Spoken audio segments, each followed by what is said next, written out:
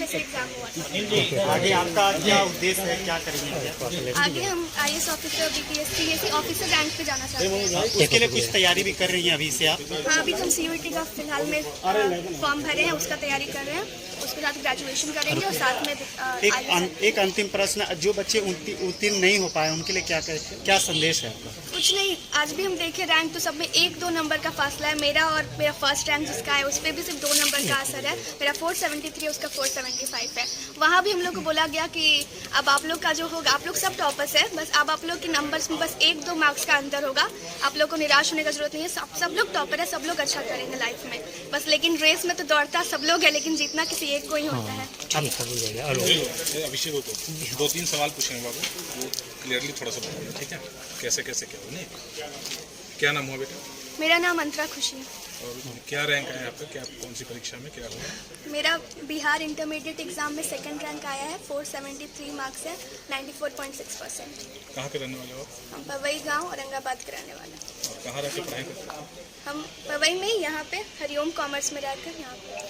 सफलता का श्रेय किसे देना चाहोगे? सफलता का श्रेय मेरे टीचर्स को, मेरे मम्मी पापा को सबसे ज़्यादा। पढ़ाई के दौरान कोई वैसी परेशानी आई कभी? नहीं, कभी भी अगर कोई क्वेश्चन में डाउट होता था तो यहाँ पे मेंटर्स हैं, रानी दी हैं, सत्यम सर हैं, सबसे ऐसे भी फ़ोन पे भी बात होते रहता था। 24 घंटा वो लोग रेडी रहते थे डाउट सॉल्व करने के लिए। परीक्षा में सफल होने के लिए कोई एक मंत्र, कोई एक हार्डवर्क ही सबसे ज़्यादा इम्पॉर्टेंट है। अगर आप हार्डवर्क करते हो, दिन रात एक करके पढ़ते हो, तो ज़रूर आप सक्सेसफुल होंगे। पढ़ाई को घंटों में बांधना उचित है या नहीं? कितने घंटे पढ़ाई करती थी आप? ऐसा कोई स्पेसिफिक नहीं, लेकिन हाँ 6 से 8 घंटे रेगुलर बेसिस पे, और लास्ट के 2 मंथ्स में 10 to 12 आवर्स हो जाते हैं। सोशल मीडिया पे आपकी कोई उपस्थिति है? नहीं, 12th क्लास में नहीं थी। अभी है? अभी है। और भविष्य में क्या बनना चाहेंगे? भविष्य में हम IAS ऑफिसर या फिर कोई भी ऑफिसर रैंक का तैयारी करना चाहेंगे, गवर्नमेंट एग्जाम्स का तैयारी करना चाहेंगे। आपके पिता क्या करते हैं? मेरे पापा एक बिजनेसमैन है। किस तरह का व्यवसाय करते हैं? पतंजलि और जनरल आइटम्स का सुंदरगंज में दुकान है। सुंदरगंज। थोड़ा सा लगा ना, देखो आपके दूसरे स्थान आए हैं ना, आप इस सफलता के लिए किसको श्रेय देना चाहेंगे? मेरे टीचर्स को, मेरे मम्मी। भाई, थैंक यू वेरी मच। ये कितनी खुश हो इस सफलता से? अपनी खुशी को मैं एक्सप्रेस नहीं कर सकते हम कितने खुश हैं, बहुत ज़्यादा। फिर भी अगर शब्दों में बयां करना हो तो क्या बोलोगी?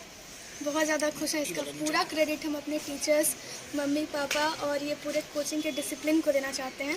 इस कोचिंग में इतना डिसिप्लिन है कि ये मतलब आपको मोटिवेट करते हैं कि आप ये चीज़ को अचीव कर सकें। यहाँ के टीचर्स लोग बहुत कोऑपरेटिव हैं, बहुत ज़्यादा हेल्प करते हैं। ये बताओ कि कितने घंटे की मेहनत? ऐसे तो लास्ट 2 मंथ्स में 11 to 12 आवर्स भी हो जाते थे, लेकिन ऐसे रेगुलरली 6 to 8 आवर्स ज़रूर। 6 to 8 आवर्स। क्या अपने बच्चों और लोगों को क्या संदेश देना चाहोगी? और लोगों की बस 1 साल अच्छे से मेहनत करें और इस कोचिंग संस्था से जुड़े। अगर आपको डिसिप्लिन में रहना है तो, मोटिवेटेड रहना है तो, और बस मेहनत करिए, मेहनत ही की है सक्सेस का, और आप सफल ज़रूर होंगे। लाइफ में आगे क्या करना चाहती हो?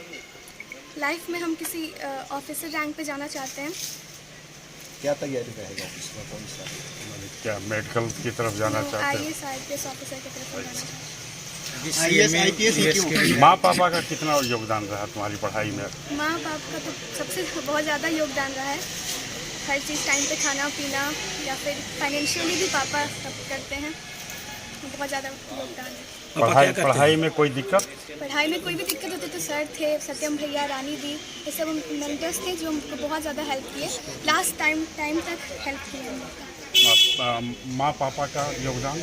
माँ पापा का योगदान तो बहुत ज़्यादा है। मम्मी तो रात भर मेरे साथ जागती भी थी, रात में जब भी कुछ खाने पीने को या फिर सुबह में हर चीज़ में कोऑपरेट हुआ है।